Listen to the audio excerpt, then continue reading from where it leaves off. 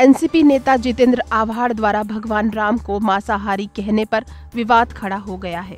कहीं उनके खिलाफ एफआईआर दर्ज करने की मांग की जा रही है तो कहीं विरोध प्रदर्शन किया जा रहा है। इसी बीच नागपुर के छत्रपति शिवाजी महाराज चौक पर भारतीय जनता पार्टी द्वारा मोर्चा निकालकर आव्हाड के खिलाफ विरोध प्रदर्शन किया गया। उनके इस बयान से भाजपा ही नहीं बल्कि सभी राम भक्तों की भावनाओं को ठेस पहुंची है, ऐसा पूर्व महापौर अर्चना डेहनकर ने कहा। जे वादग्रस्त वक्तव्य केलेलं आहे त्या वक्तव्यांनी निश्चित रूपानं आमच्या हिंदू नागरिकांचं मन दुखावलेलं आहे।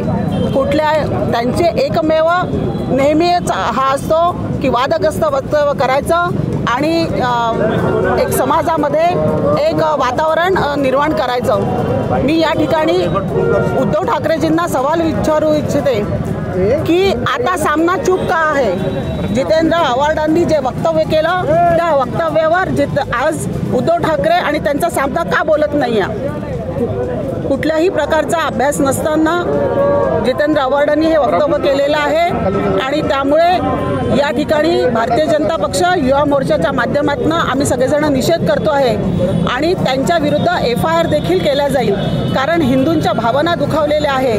500 वर्षाच्या अथक प्रयत्नानंतर आज राम मंदिर निर्माण होत आहे आणि राम मंदिर निर्माण होत असल्यामुळे आणि तिथे त्या ठिकाणी रामाची प्राणप्रतिष्ठा होत आहे। अशा वेळेला या देशामध्ये संपूर्ण हिंदू बांधवांमध्ये एक आनंदाचं वातावरण आहे आणि या आनंदाच्या वातावरणामध्ये कुठेतरी विघ्न आणण्याचं काम हे जितेंद्र आव्हाड करत आहे।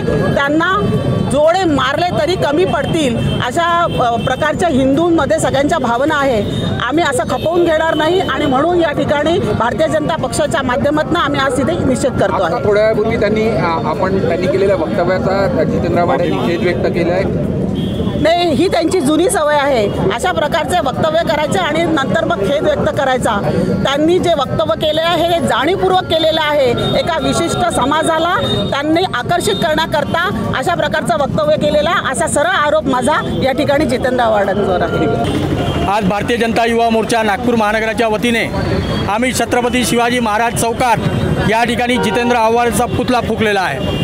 त्यांनी आमच्या श्रीरामचंद्रांवर जे टिप्पणी केलेली आहे त्यांनी म्हटलं आहे की प्रभू श्रीरामचंद्रजी जेव्हा वनवासात होते त्या वनवासात ते मांस खात होते आणि त्यांचा आदर्श म्हणून आम्ही मांस खाणं आम्ही सुरू केला आहे। हे या नालायकाला, या नालायक आमदाराला, या राष्ट्रवादी काँग्रेस पार्टीच्या भ्रष्ट नेत्याला अशी निंदा करणं, अशी टिप्पणी करणं आणि ते आमच्या रामभक्ताचे, समस्त हिंदूंचे श्रीरामजी आमचे आदर्श आहे ते आम्ही आमचे आराध्य देवत आम्ही त्यांना मानतो अशी टिप्पणी त्यांनी जी केलेली आहे त्यांनी तात्काळ त्याच्यावर माफी मागावी, नाहीतर संपूर्ण रामभक्त, धर्मप्रेमी आणि भारतीय जनता युवा मोर्चा यापेक्षाही तीव्र आंदोलन रस्त्यावर जागोजागी करेल असा या ठिकाणी इशारा देतो।